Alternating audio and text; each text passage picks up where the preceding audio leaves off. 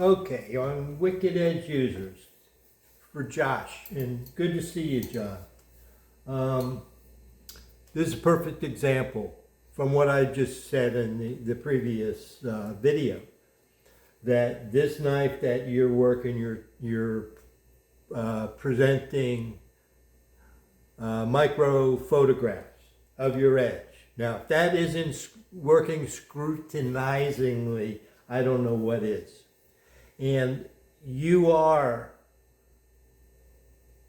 right where you need to be.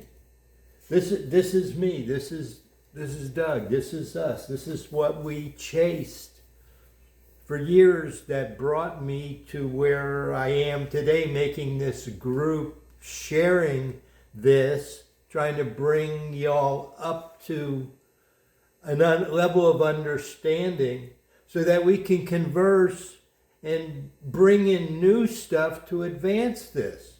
With the way technology is and the way social media is, we get so bombarded with the information that I'm trying to keep it practical and what we're looking at, and share that to people so we can carry it on and keep this basis of understanding clean, and so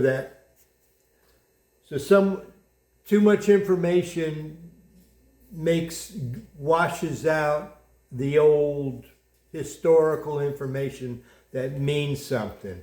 I'm trying to share that with you new guys, what I learned, what I'm learning, and assimilate that and draw in new information, bring out some stuff from you new people who are having new experiences with the new models and the new abrasives and the new steels. So I'm trying to have a conversation here.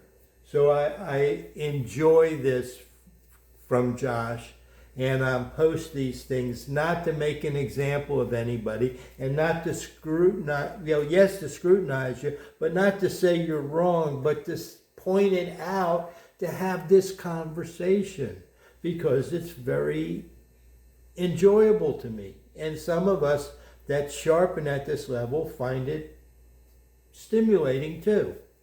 So, your edge, that you're seeing that stuff, drives my buddy Doug nuts. And it took me forever to understand that I don't have to get rid of that on every knife. And I have bought knives and worked to that.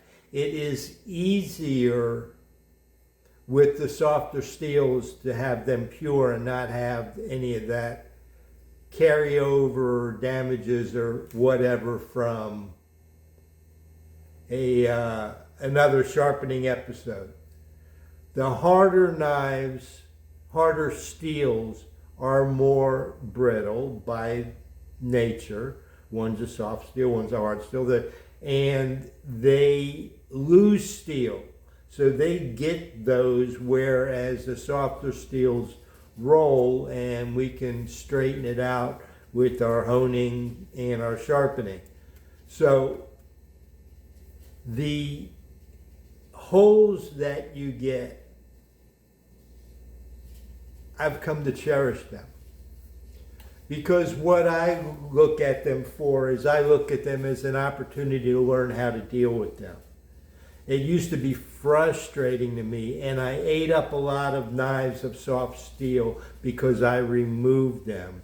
And I tree-topped that bevel to get it all level, and then you had a flat top that you had to make into a bevel again. And what I did was I made a bunch of short knives that were very sharp, but they were very thick, because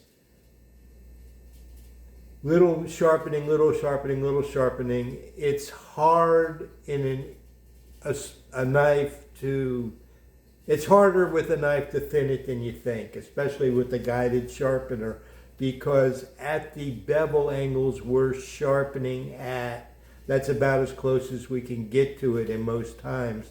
And if we keep doing that I spoke of to get rid of all that stuff, then you're going to end up with what you end up, and you can't get close enough in most cases with a clamped guided sharpening system to thin them. Then you have to go and use a hand method where you can almost lay the steel flat, or a belt or something.